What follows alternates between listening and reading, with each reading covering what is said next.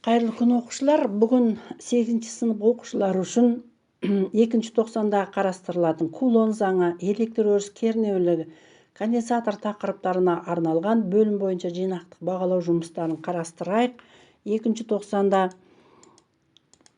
эгерде бүгүнкү маалыматтарымыз сиздерге унайтын болсо, лайк басып, комментарий жазып, подписка жасап, видеону мейлинче таратууларыңа болот балалар. Сонун менен тапсырмамыз заряддалган денелердин агиндеги өз ара аракеттешүүгү дурус кескинделгенби дейт.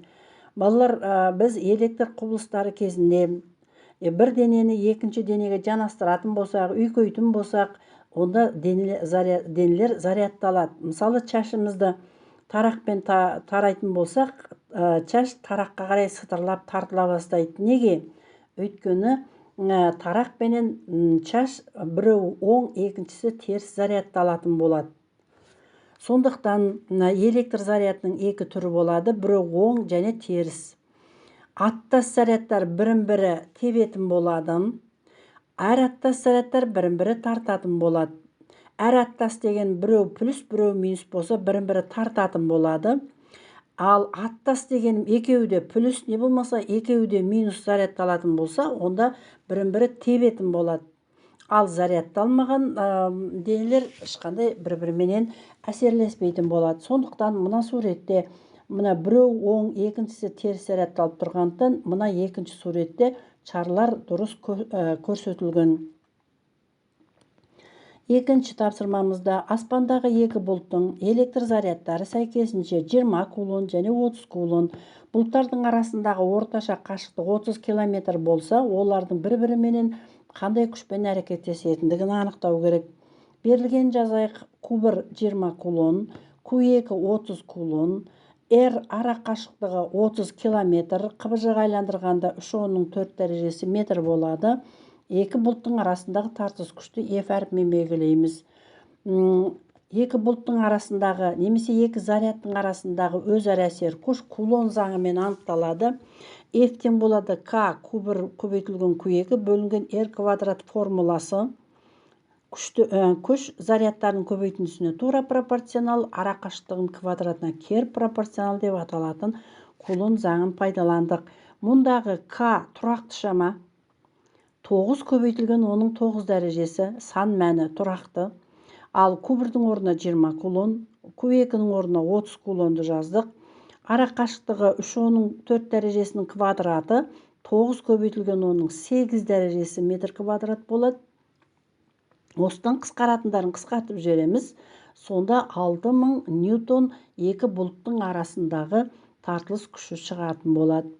Үчүнчү, бир тектик электростатикалык өрүстүн чамасы 5/-7 дарежеси кулон, заряд тарапынан өрүс тарапынан зарядка асер этетін күч 2,5 килоньютон, өрүстүн кернеулүгү кандай дейт. Берилген жаздык. Заряд берилген 5/-7 дарежеси. Оган асер этип турган күч 2,5 килоньютон немесе 2,5/3 дарежеси. Электр өрүсүнүн кернеулүгүн E арпимен белгилейбиз. E дегеним электр өрүс кернеулүгү дегеним заряддын күчтүк сыйпаттамасы немесе күчтүн зарядка катынашын кернеулүк деп атайды. Энди мәндерин ордуна коётун болсак, күчтүн ордуна 2,5/3 дарежеси, заряддын ордуна 5/-7 дарежесин койдук. 2,5-ти 5ке бөлсөм 0,5. Ал 3 дарежесин -7ге бөлөтүн болсом 10 дареже чыгады. Немесе 5/9 дарежеси ньютон бөлүнгөн кулон деген өлчөм бирлиги болот. Төртүнчү тапсырмамызда балалар конденсатордун колдонуу агиндеги аймагына мисал келтириңдер. Жалпы конденсатор дегенimiz не ол? Конденсатор дегенimiz параллель эки пластинка, бирөө оң, экинчиси терс заряддалып турат. Экөөнүн арасында электр зарядын сактап, өзүнүн боюна жыйнап ұстап туратын диэлектрик менен орналаштырады. Пластмасса сыяктуу, текстолит, слюда чыны сыяктуу диэлектрик орнотулат. Осы конденсатор сондуктан электр зарядын жыйнайт, сактап турат. Немесе мисалы өзүбүздүн колубуздагы телефон заряддауда электронды фото жарқылын алуға осы конденсаторлар қолданатын болады. Кез келген уақытта әгіндегі зарядпен қамтамасыз ететін болады. Суретте конденсаторлардың әгіндегі жалғау тәсілдері көрсетілген. Мына жерде екі конденсатор бір-біріне параллель қосылған. Параллель қосу дегеніміз бір нүктеде ол тармақталып қосылып тұр. Бұл параллель қосылған. Ал екінші жағдайда мына екі конденсатор тізбектей қосылған. Екі конденсатор тізбектей қосылған. Бірінің ұшына бірі қосылып тұр. Ал осы сурет бойынша жалпы сыйымдылықты анықтау формуласын жазу керек. Параллель қосылған кезде сыйымдылықтардың әгіндегі математикалық қосындысы алынады. Сыбырға С2-ні қосамыз. Мысалы, бір конденсатор 2 фарада, екінші конденсатор 3 фарада болса, онда жалпы сыйымдылығы 5 фарада болады. Егер конденсаторлар параллель қосылатын болса, және сыйымдылықтың өлшем бірлігі фарада деп аталады, балалар. Екінші сурет бойынша жалпы сыйымдылықты анықтау формуласын жазу керек. Екінші суретте конденсаторлар тізбектей қосылған, сыбыр және С2 тізбектей қосылған. Мұндай жағдайда бір бөлінген С тізбектей қосылған кезде олардың сыйымдылықтарының кері шамалары қосылады. Бір бөлінген сыбыр қосылған, бір бөлінген С2 болады. Немесе мұны ортақ бөлімге келтіретін болсақ, С тізбектейді тапқанда көбейтіндісін қосындысына бөлетін біз. Мысалы, біреу 2 фарада, екіншісі 3 фарада болса, мына тізбектей қосылған кезде 2-ге 3-ті көбейтемін 6 болады. 2-ге 3-ті қосамын 5 болады. 6-ны 5-ке бөлсем 1,2 фарада бұл тізбектей қосылған екі конденсатордың жалпы сыйымдылығы болып табылады. Міне балалар, бүгінгі қарастырылып отырған осындай 8 балға лайықталған БЖБ жұмыстарының мәтіндері осындай болды. Сонда кез келген тақырыпта, кез келген әгіндегі нұсқада берілген осындай электр құбылыстарға арналған БЖБ-ны орындау үшін сендер нені білулерің керек болатын? Бірінші, үйкеліс арқылы денені электрендіру құбылысы сипаттау керек.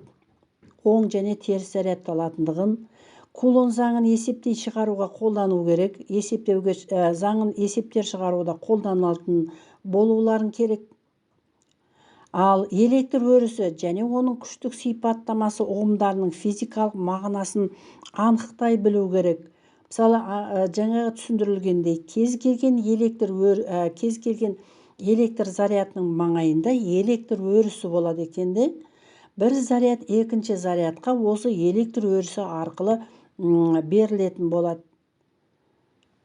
Енді және оны әріпімен белгілеп, күштің зарядқа қатынасы арқылы анықтауға болады екендігін анықтадық.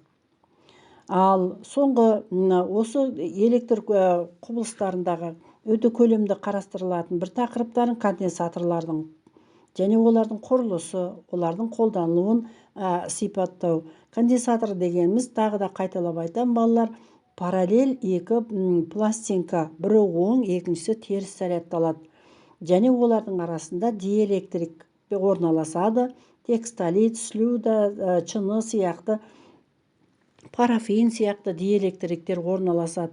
Осылар электр зарядын өзінің бойына ұстап, жинап тұрады да, егер де оған қандай да бір өткізгіш қосылатын болса, өзінің зарядын екінші бір өткізгішке зарядпен қамтамасыз ететін болады. Енді осы конденсаторларды қосудың тізбектей қосқан кезде қалай болады, параллель қосқан кезде қалай анықтаймыз, осының барлығын ескеріп орындауларыңа болады балалар. Міне жалпы электр құбылыстары сондай жеңіл тарау деп айта алмаймын. Сондықтан бүгінгі қарастырып отырған мәтінге, бұрынғы қарастырып отырған формулаларға, заңдарға өте мұқият қарап, келесі өздеріңе берілген БЖБ жұмыстарын өте жақсы деген бағаға жазады деп ойлаймын. Назарларыңызға рахмет. Сау болыңыздар.